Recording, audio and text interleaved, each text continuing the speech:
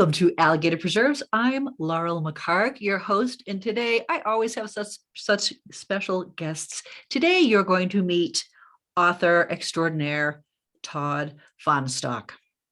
Todd, Hi. hi. So good to see you again. It's been a while. When was the last time we saw each other? Gosh, the last time we saw each other face to face, I'm going to have to guess it was Georgetown. The Georgetown Christmas Book Nook thing would be my Yes, guess. I believe that's right. I met you there, I believe, for the first time at the Georgetown Christmas Book Nook. Jerry Fabianic, our friend, Yes, has I put these love together in Jerry. the past. We missed it this past year. There's a possibility it might go this year. Yes, I'm crossing No, my fingers. no guarantees. I'm crossing my fingers too. And I've seen you at a couple Comic Con, a Denver Comic Con, a Denver Pop Culture Con. Yes. Yes. Yeah. Well, Uh, I think Denver Pop Culture Con didn't happen last year, and I think it got changed this year. I haven't looked into that, but I was at the Albuquerque Comic Con less than a month ago, a oh, little over a month ago. oh, Um, in June. So that was my first con after COVID. It was so fantastic to get back out there. And I think the fans were hungry. They were so many people there just doing all of the things that they probably had been missing for a year. So well, just to let you know, this is the T-shirt I got when the 2021 I was thought I canceled. recognized that character. Yes. And of course, it says all masked up with no place to cosplay on the back. I was sad to have missed that, but at least I got the t-shirt. But just to let you know, Fan Expo Denver, I believe, is having an event Halloween weekend. So Are I'll they? I'll send you the information. It's still Please. in the works. It's still in the works, and I would love to see you there. But let's get into you, all right, Todd. When the first book that I read of yours was called Charlie Fiction, and I bought this at the Georgetown Christmas Market. And first of all, I saw this sexy cover, and I read an amnesiac time traveler, a vengeful ghost, a race to save humanity. What was your inspiration for this? Oh, there's a story there. So Charlie Fiction started out as almost a social rant for me. Like I was just kind of like there were certain things that I was ranting about in my mind, and I was in the mood for something that wasn't fantasy. So I just started jotting down these thoughts, right? And for the longest time, I've considered doing a non-fantasy book. And for those of you who don't know my work, I am like 90% epic high fantasy, Epic where high and urban fantasy is what well, your site urban says. fantasy, I actually don't do too much urban fantasy. I mean, Charlie Fiction is, but like I said, it was an anomaly for me. I was just kind of jotting some things down, and I probably had 3 or 4 chapters. And I've got this really close writers group.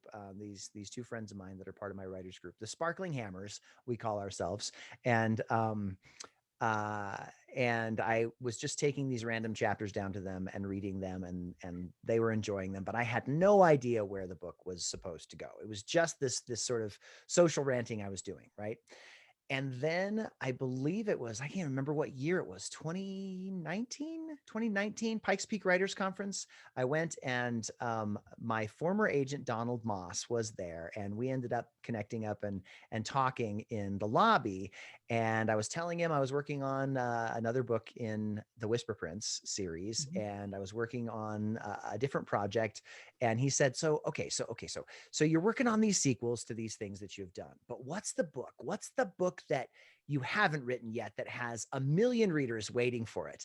And this little social rant that I had in the back of my head sort of sprung up in the back of my mind. And I was like, well, I got this idea for this time traveler and a ghost. And he's like sitting in his living room, and there's a knock at the door, and he gets up and he goes, and there's the woman that he and his best friend killed 16 years ago. And he's like, I got chills. You should write that. So that very day, after I was done with that conversation with him, I went up to my hotel room, and I took that parts of that social rant that I had, and I wrote that idea that had come to me when I was talking to Donald Moss, and came up with the idea, the vehicle for time travel in that story. And I got done, and I was like,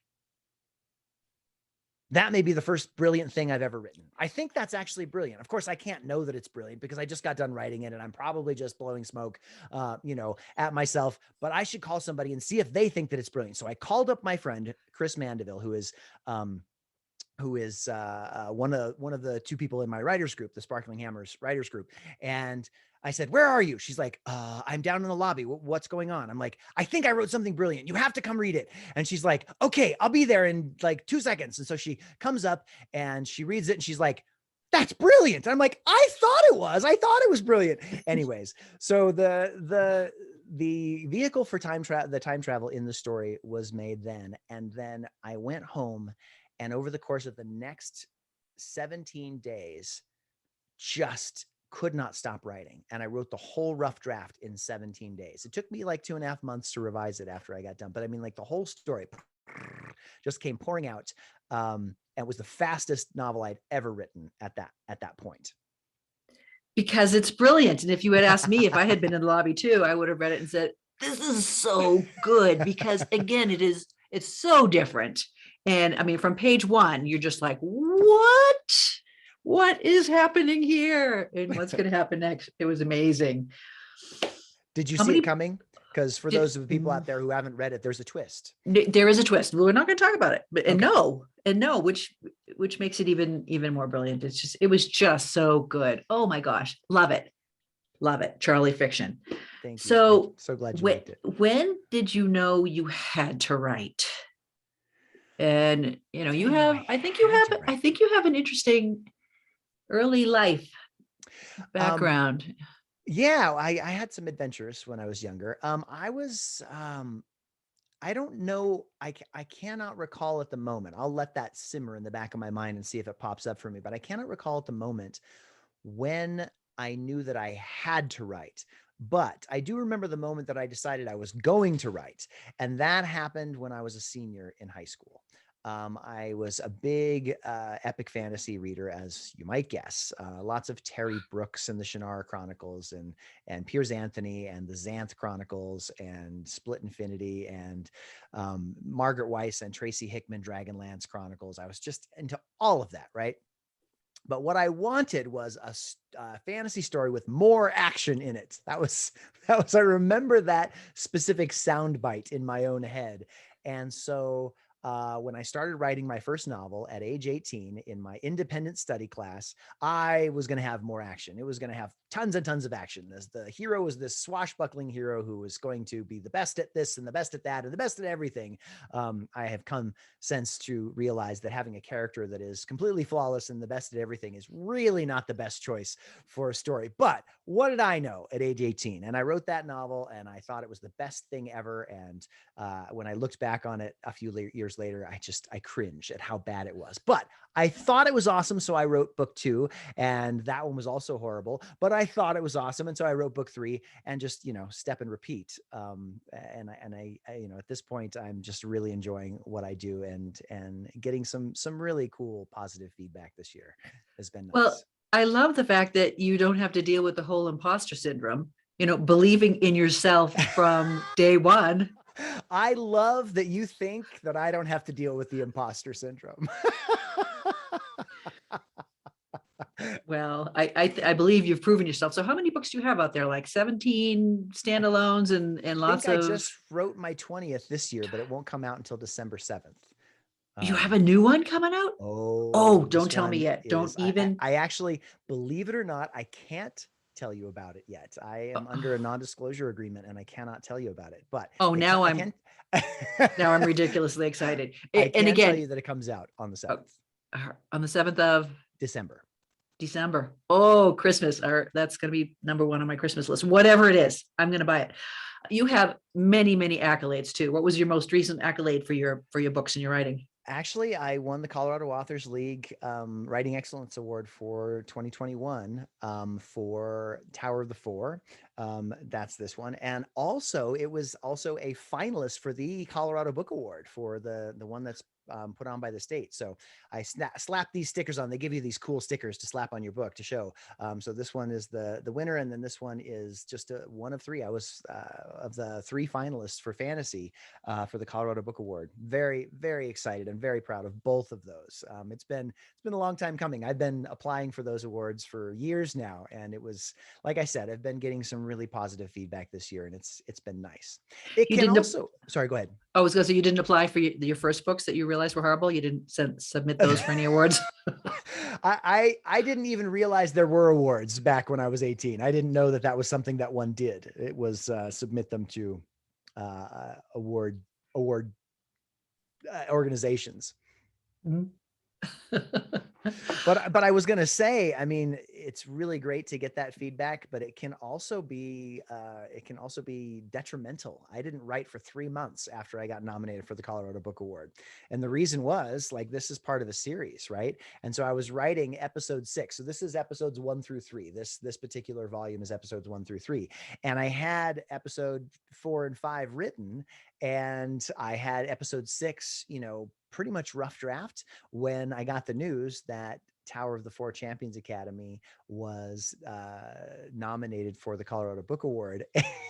And I went back the next day to look at my rough draft, and I was like, oh, this is horrible. It's not nearly as good as what I put out before. I've got to make it as good as what I put out before. It can't be any worse. I mean, that would just be horrible. And it just locked me up. I just got, creatively vapor locked for a good 2.5 to 3 months. Wow. Go Go ahead. ahead.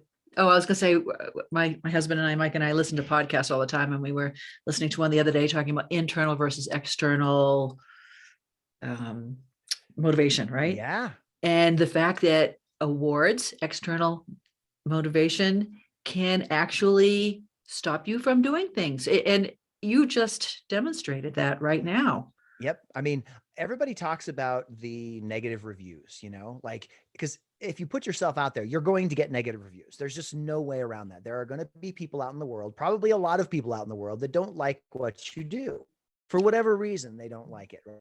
And one of the wisest things I ever heard concerning writing was from Margaret Weiss, who I actually ended up befriending later in my career after I was such a fanboy of the Dragonlance Chronicles. But Margaret Weiss said to me, she said, you can't listen to the bad reviews. And I was like, okay, that makes sense. Don't let him get you down, right? You got to keep going. And she's like, but you also can't listen to the good reviews either. And I was like, why wouldn't I listen to the good reviews? Why? That seems so silly. I get it now. It's like, no matter what it is, good or bad, don't let it knock you off the notion that your job, my job, is to get my butt into the chair and write some more, to do my work, to just do the work. I've got this thing on, I've got this little chalk wall, and one of the things that's at the top of my chalk wall, it says, no fear, no doubt, do the work. That's one of my mantras that I repeat in the morning. A little bit of Pressfield in there. Do the work. Yeah. That's right. Do the work. So if I were to tell you that I loved also Summer of the Fetch, would that lock you up for doing any more work? No. I would press forward. Feel free. I'll take that one on the chin, and I'll just push forward as best I can. So that one again, and what I want to talk about, and we're going to get to some more of your books, but your narratives make me want to do things. I mean, how crazy is that? That's in a good way, right? Not like in the a good way. voices told me to do these things. No. I mean, it doesn't make me want to jump off a cliff or anything. Oh, good. But just the whole, you engage your reader so much in the action. And again, more cowbells, right? You can never have enough cowbells or action. And so you do that. You grab me and you pull me along up that cliff to the edge. And I read it last summer on my Kindle, and it was a blast. And my husband and I have done some climbing back in the day, before fingers started getting wonky. Right. But so much fun, and I could relate to it so much. I mean, you did a fabulous job. Well, thank you so much.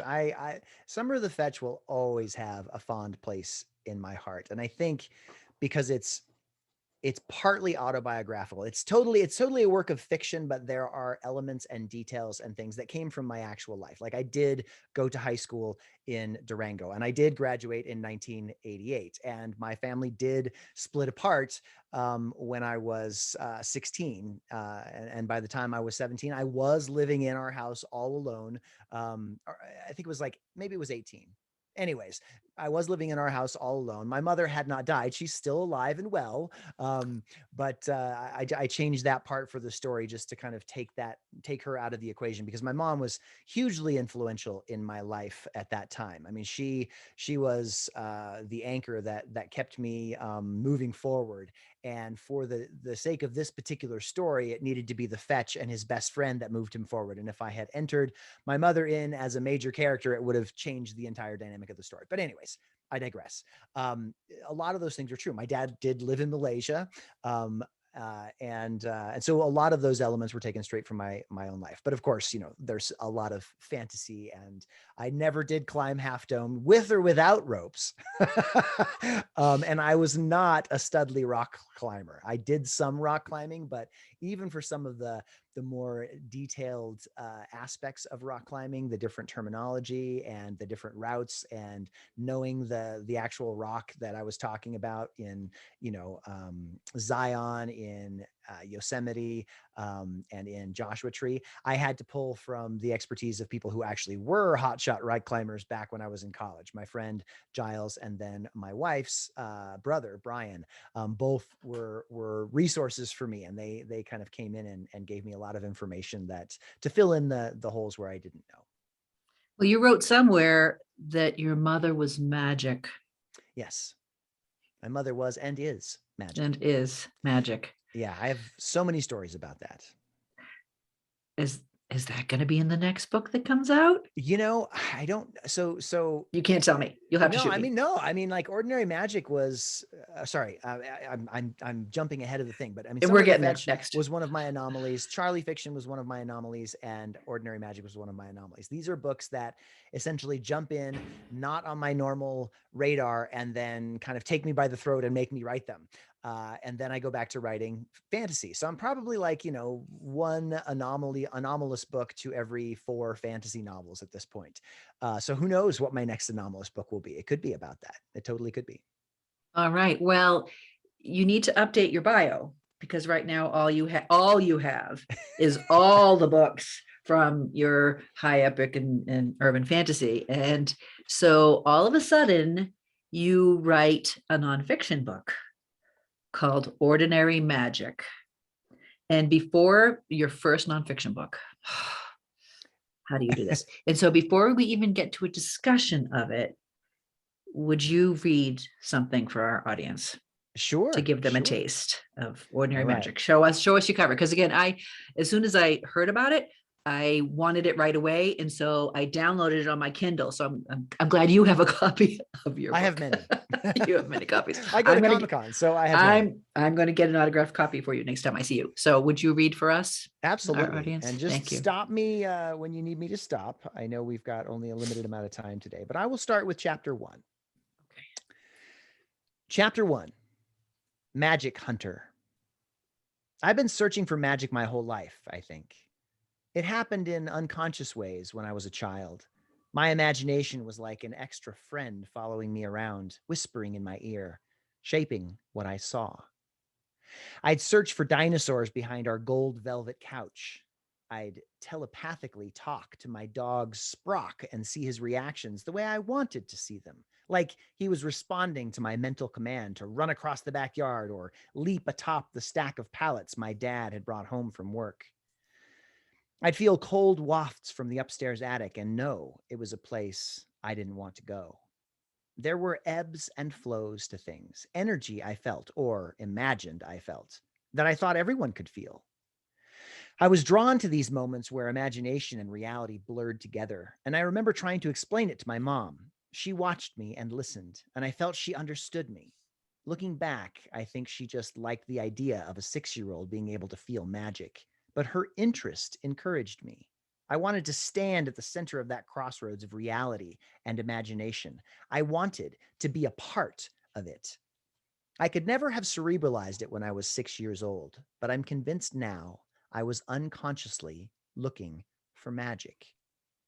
And I remember when I consciously chose to look for magic.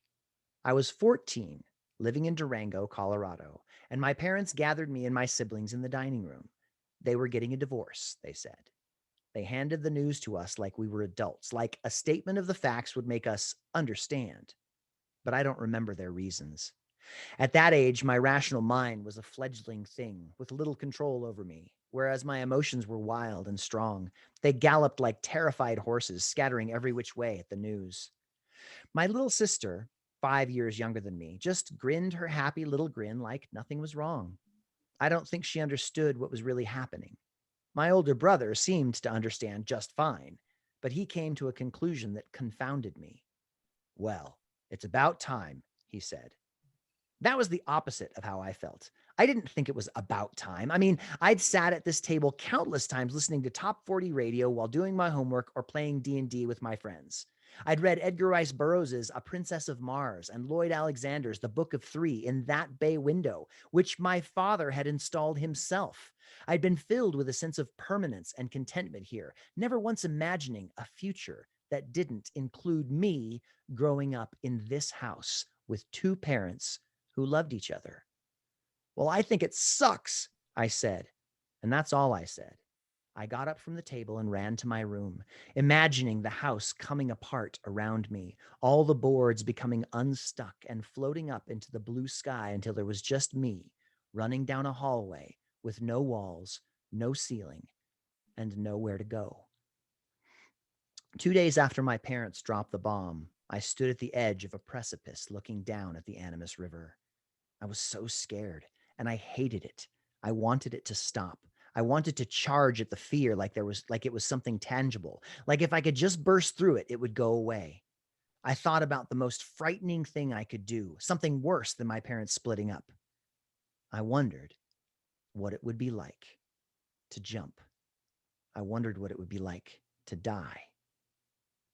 I didn't jump, but I still felt like I was falling. It felt like I'd leaned too far back in a chair, right where I should jerk and catch my balance, except I hadn't. But I hadn't hit the floor yet either.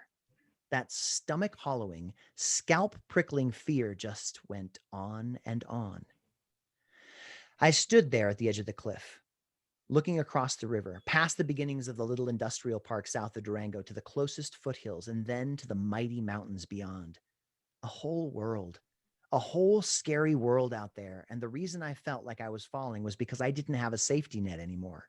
What my brother was ready for at age 16 and what my little sister didn't realize at age 9 was that our lives were over. That was what our parents had just told us, really. The magic of our family had been fractured and it was going to simply come apart in pieces. I wanted to die. I didn't want to live in this constant fear, didn't want to go back to school, didn't want to go home. I had nowhere to turn, and I was crawling out of my skin with a need to know what came next. Except there were no answers. There was only that distant, beautiful horizon, and I just kept staring at it. I finally decided to go to school, decided I'd take just one step and see what happened. It couldn't be worse than this feeling, could it? And if that one step worked out, I'd take another. I resigned myself to do whatever happened next, one little bit at a time. And if it all became too much, I promised I'd come back to this place. Not to jump, maybe, but to cross that bridge, walk through that industrial park, start up into those foothills, and keep walking until something happened, until the universe showed me that there was a reason for me to be alive. I'd keep walking until I found something magical, or until I died. That would be my jump instead. That would be my way through the fear, a one finger salute to the universe, a dare for her to do her worst. That was the first moment I consciously decided to search for magic. It was wrapped up in so many things: the breaking of my family foundation, my wild imagination, the cold fear of a harsh world closing in on me, and the tingling, twisting changes of puberty.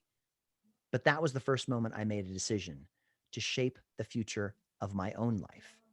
Up to that moment, It had been my parents' job, but obviously they didn't know what they were doing any better than I did. There was no safety net. I decided two things then. First, I was going to challenge the universe. Maybe I wouldn't go walking into the mountains today, but I was going to step into this scary world where nothing was certain and dare it to kill me. I was going to take one step, and if I survived, I'd take another, and those single steps would be the only thing that mattered. I wouldn't look 2 or 10 or 20 steps down the road. Planning for the future was a fiction. My parents had shown me that. I would look only at the one step, and I wasn't going to care about the consequences, which meant I could literally do anything. So I decided to chase the ridiculous. I would search for the magic that had tantalized me all my life. And I didn't mean, oh, what a magical moment kind of magic. I wanted fireballs and dragons and telekinesis. I wanted magic that would make others open their mouths in surprise. My second resolution was I was never going to have kids. I wouldn't put a child through this. I was never going to offer a safe home and then rip it away. And since I could never guarantee safety, even for myself, it was best that I simply never have children. I was alone now. I was a magic hunter. The next 16 years took me on many adventures. I traveled throughout the US and to exotic places halfway around the world. I met good friends and best friends. I took many lovers. And with every step, I looked for that magic I craved. I never quite found it.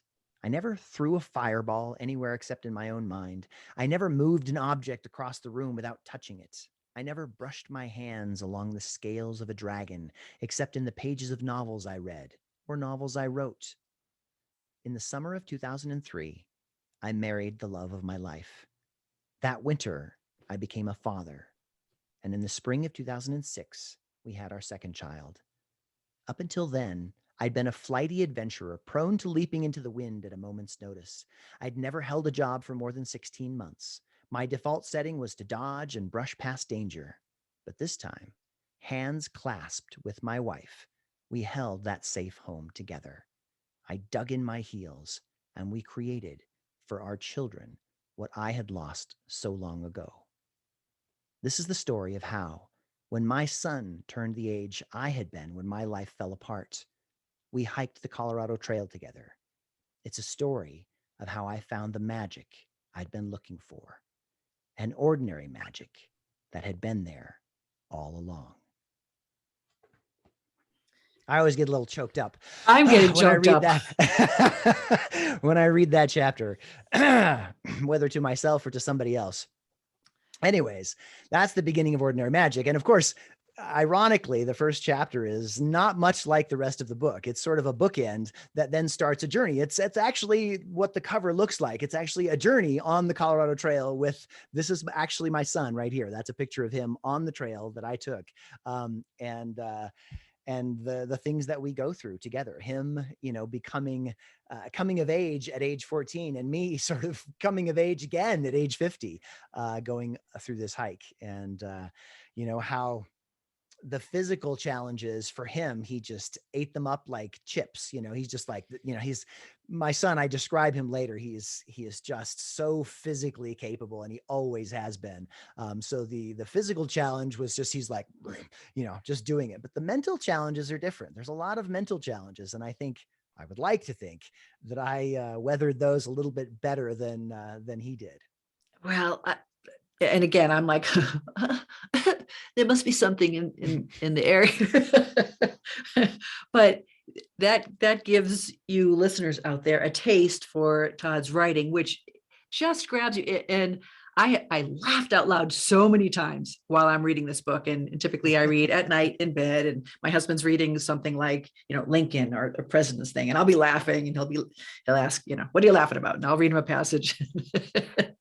And because they're just wonderful. And then the choked up parts, when maybe it's your writing, you're the way you express very emotional things so subtly just grabs me, and it'll grab other readers too. It's spectacular. So you really expose a lot in this book. There are so many personal stories in here. The story about your wife and what happened to her, and we don't have to go into it in detail, but holy mackerel. That She's my hero. She is, you can't. So is it okay if I tell a little bit about sure, the, okay. yes. I mean, don't tell everything, but I mean, again, you tell the story that just was shocking to me. Yeah, well, it's a shocking story. For those of you listening out there, uh, back when she was in college or just after college, my wife was a pretty boss rock climber. I don't know if you know anything about rock climbing. She was leading 511s, which is pretty hard to do, and she was climbing in Boulder Canyon, and she stepped back off of the cliff after she was cleaning her equipment, stepped back to a step that wasn't there, and she fell 80 feet. Just to give you an idea, that's an 8-story building. So the next time you have a chance to go to an 8-story building and stand on the top of it, just imagine how unlikely it would be that you survive.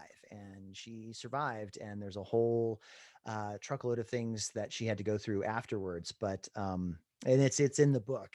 But yeah, I mean, It's stunning.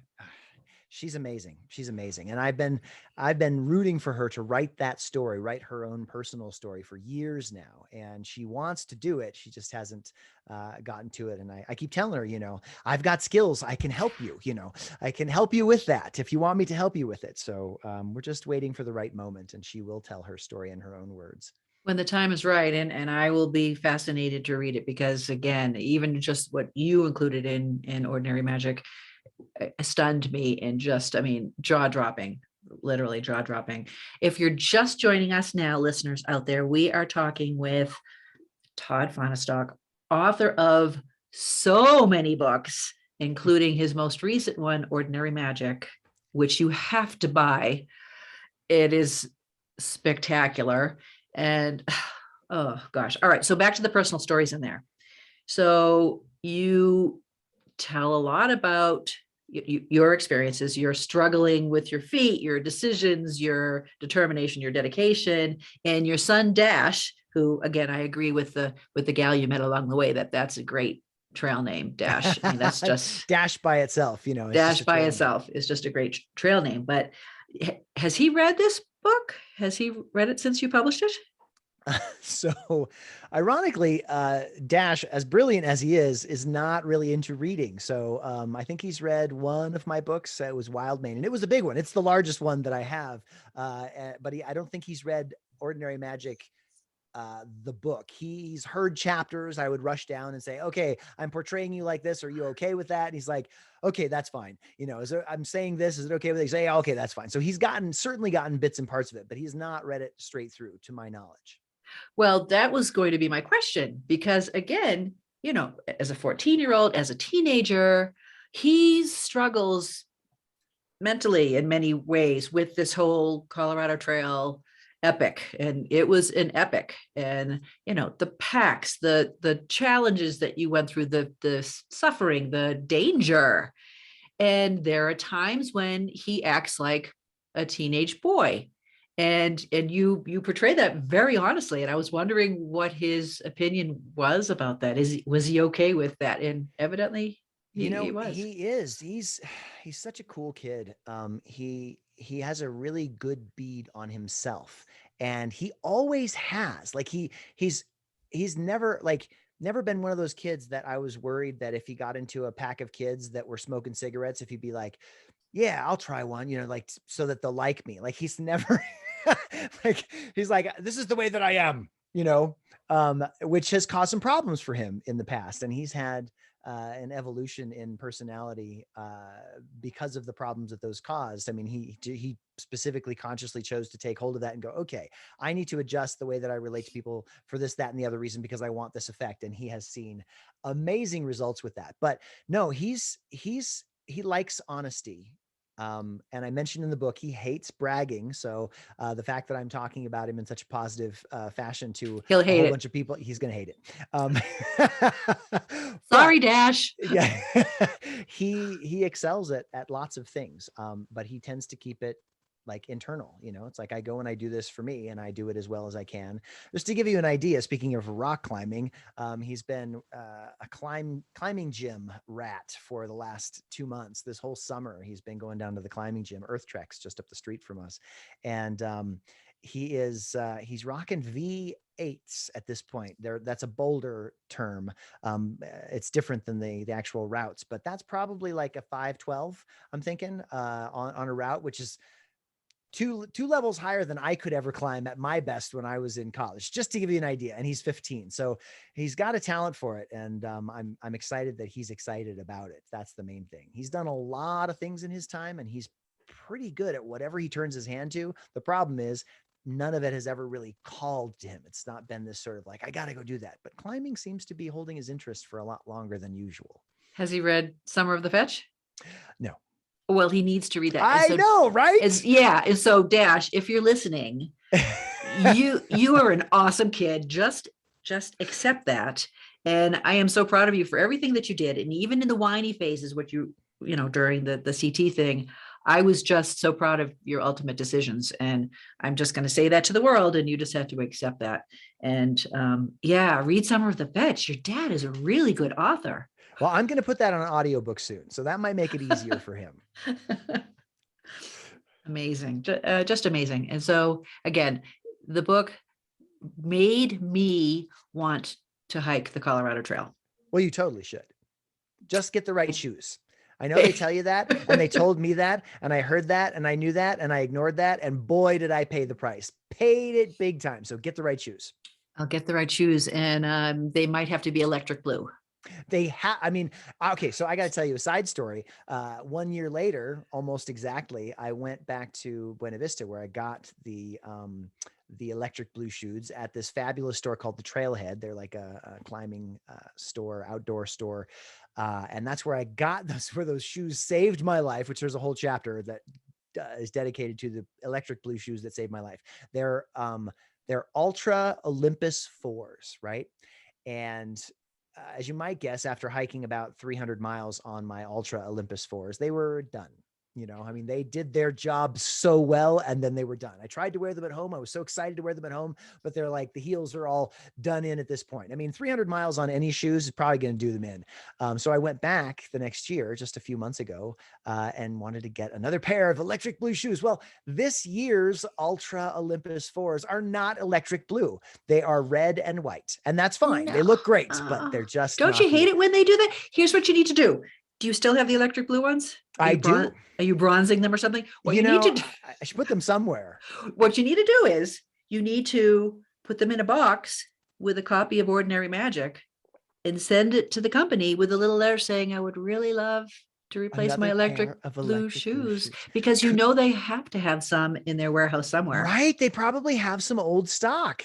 Yeah. I should write them. I don't know if I'm willing to give up my electric blue shoes that I took on the trail. Unless they really, really want them, but I could send them a copy of the book. I could totally do that. A copy of the book and a picture of the shoes before and after, maybe. I do have a picture of them before. I do. I have a before and after picture. I think you need to do that, and you need to let me know how that goes. That's a great idea. I know, right? Put that on my ever expanding task list. So, of all the things you've written, and you're a prolific writer, do you remember what you've written? Like, do you ever go back and read a book that you wrote a long time ago and wonder who wrote this? Oh, no, but I do forget details. I forget details a lot. So for example, I'm writing the third book in the Slate, the Whisper Prince series. It's called The Slate Wizards. And I was, writing a chapter, and I talked about, the character mentions, I'll see you at noon or whatever. And then at the same time, I was listening to the audiobook for the first book in this series. This is the third book. Slate Wizards is the third book. And I was listening to the first book, and they don't have noon and midnight in this world. They've got high sun and deep dark. Those are the terms that they use for those epochs of night and day. And so those are the types of things that I forget. When I'm in the mode, I'll just buzz right past that. But the general course of the novel, I do not forget the story, but I still enjoy rereading it. I enjoy it every time. I think that's awesome. So because I love your writing so much. And because I've read Charlie Fiction and Ordinary Magic and Summer of the Fetch, I decided I should try some of your other stuff. So I downloaded Wild Mane, Oh, good. and how many chapters is it? Because it's on my Kindle. I don't even know. Oh, it's probably 60, maybe 70 chapters. It's my longest book.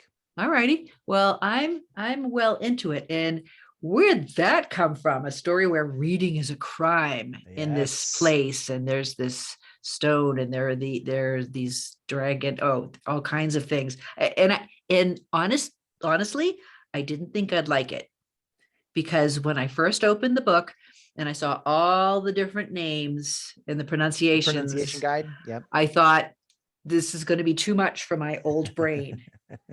But it's not, because of the way you have it laid out. So where'd that come from? Outstanding.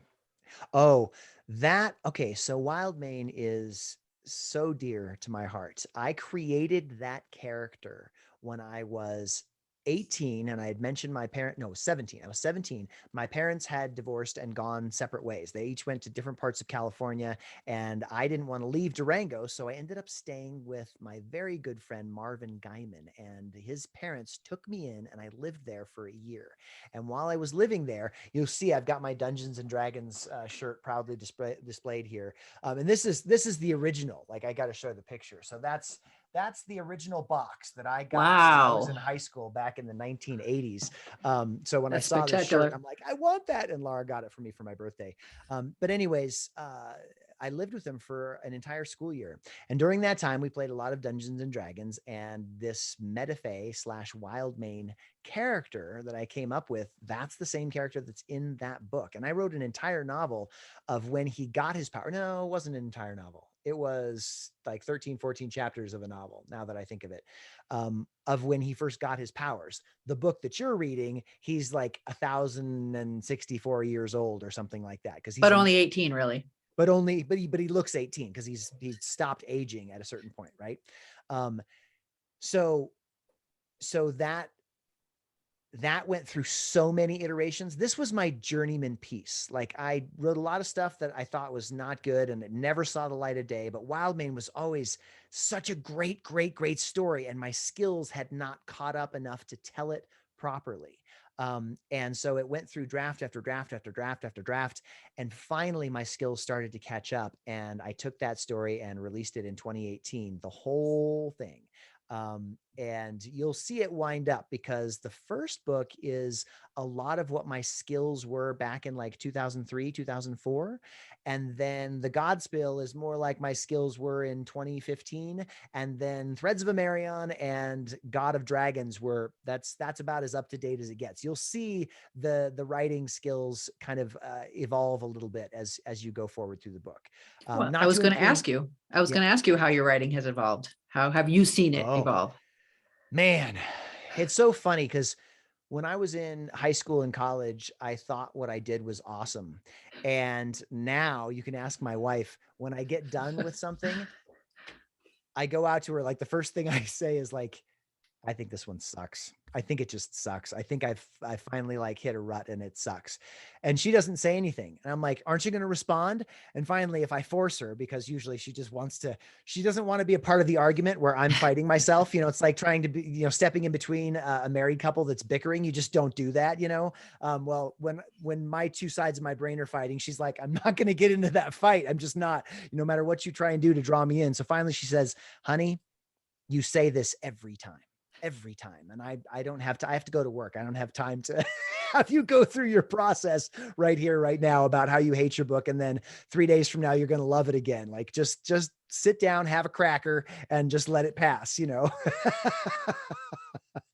um, but the cool thing is that I think I've gotten to a point where I, I know now I'm never going to be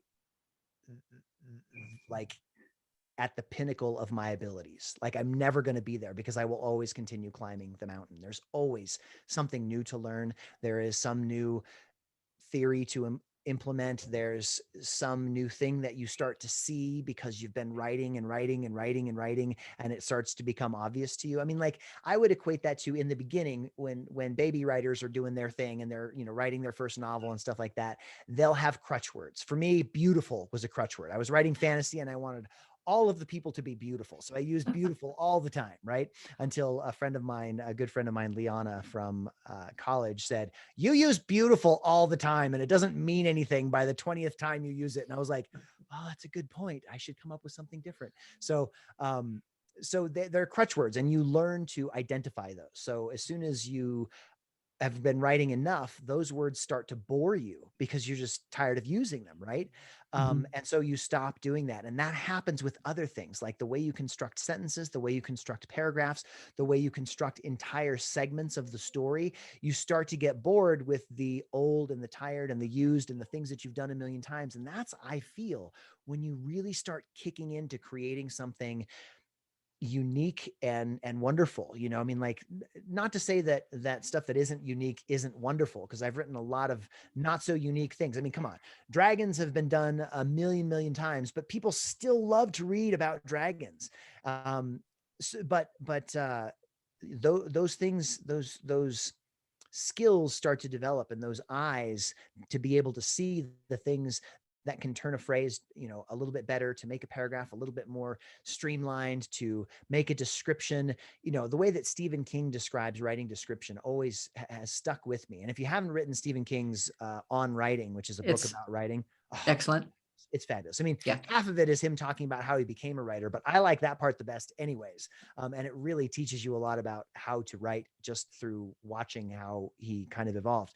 But he talks about description and how you don't want to describe too little, because then the reader is lost in time and space. But you also don't want to describe too much, because one of the biggest advantages a writer has is their reader's imagination. So you just got to run them right to the edge and then let them take off into the wild field of wildflowers. I mean, you just got to give them enough to get their imagination revving, and then you let go of the reins and let them do the rest for you. I mean, that's why you hear time and again, the best book is always going to be better than the best movie. Like, somebody who reads books, it's like, oh, this book was just so much more personal, and I love this movie so much, but the book is just so personal to me because it was constructed with their imagination. That's why it's so personal. The readers are building this with the writer. It's really kind of a collaborative effort in the end. Well, just hearing that your writing is getting better all the time, you've got a lifelong reader in me. However, there's a however. I went online to look up all your books and see how many you had out there. And there's one that I will not buy. And I have to apologize, is Lore Master Volume 2. Yes. And you know why I'm not going to buy it? I think I know what you're going to say. Because for the used paperback, I can buy it for $298.99 right now. I can get you one for cheaper than that. That was pretty cool. Somebody came up to me at the Albuquerque Comic-Con, and they saw that I was selling Lore Master, and they're like, "How much is that?" I'm like, $12. They're like, "Well, I'll take one." I'm like, "Well, that was quick. Why that one?" And they're like, "Yeah, I looked it up online and it's like $300." I know. What is up with Amazon? I'll just say, what's up with Amazon? I don't even know. Do you know? I mean, it's hilarious. Is it on Amazon for it can't be on Amazon for 300. That's not what I looked it up on Amazon. It said buy used paperback for $298.99. So I'm not gonna get that one. I'll get one from you later at a discount price. Absolutely. Well, let me just wrap this up by saying a couple things. First of all, listeners out there, if you have not read any of Todd Fahnestock's works, you need to read them all because they're amazing, but particularly your latest one, Ordinary Magic. There's nothing ordinary about it. And what I want to say to people listening out there is that if you are a parent of a young child, read this. You have to read this because you're going to learn so many valuable lessons for what to do and what not to do. If you're a parent like I am of sons who are already grown, you're still going to get so much more out of it, because as a parent, you're always a parent. I don't care how old your children are. And there are things that you can learn in there from you, Todd, the way you express things, the way you made your decisions, that will help you. And if you are not a parent at all, or are never going to be a parent, still read this, because you're going to want Todd to be your father. You're going to wish Todd was your father. Yeah, it's just because I just didn't put in all the bad things that I do as a father. Well, Sincerely, thank you. Thank you. I appreciate you saying that. it was incredible. So in my copy of Charlie Fiction, you wrote to Laurel, what does your future look like? And I'm not going to tell you because this is about you, but what does your future look like, Todd?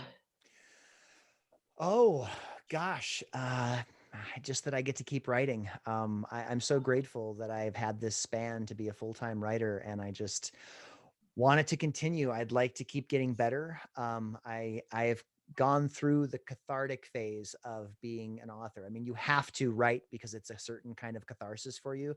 But after you do it a few times, or at least for me, after I've done it a few times, I've started to focus on, what do the readers want? Like, what does a reader want from me when I'm writing a story? And so when I write a story, I think a lot more about that. And I'm hoping into the future, to answer your question, to do more and more of that, to really position my stories such that they're even more accessible to the readers, that they address even more things that the readers want to see and hear and experience. That's my hope, and to continue building the skills that I think will never fully be complete. I don't imagine that I will ever reach a point where I'm like, finally, I've become a master writer. Like, I just don't envision that ever happening. That's There's always wonderful. another pinnacle and another peak to go to. Yes.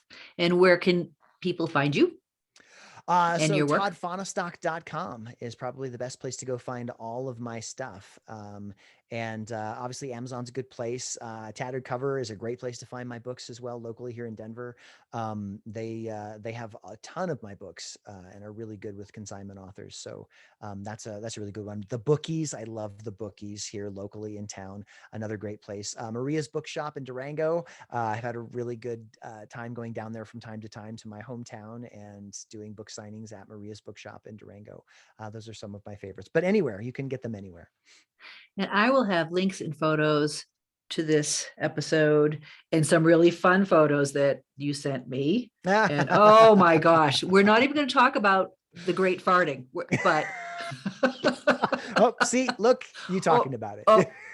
We're not. It slipped out, No, just like the great farting. It slipped out. Oh my gosh, I was rolling. I was absolutely rolling. It is the very best in teenage body function humor. So good, and just so real. The book was just so real. I fell in love with your whole family reading that book. Thank All you. right. So thank you very much. I am a big fan. I will remain a big fan. I will have links and photos to all of this on my website at leadvillelaurel.com. Todd, I hope to see you at Fan Expo Denver Halloween weekend. Yeah, send me the details on that. I've been seeing that pop up here and there, and I've been so busy I haven't had a chance to check it out. But if it's within a slot that I could go and be a vendor there, I will totally do it. I'll check it out and see. And again, fingers crossed that it happens. We are still in a pandemic, which has, changed a lot of things. Yeah, I'm hating the double dip that's happening here. Yeah. It's Yeah. unfortunate, but Yeah. But we're just going to keep writing and being creative, and you keep doing what you're doing, because you're doing fabulous things. Todd, thank you. And thank you for so much having for me spending on the this. show. Oh, I really appreciate you inviting me. This has been great. it was The my pleasure. My the pleasure, hour, totally. yeah, the And hour just went like that, didn't it? well, it did. It did. And when your new book comes out in December, and after I buy it, we're going to have to do this again, and we're going to have to talk to you again, because Excellent. we're just going to have to. All right. Would love to do that. Thank you, everybody. And we'll catch you next time.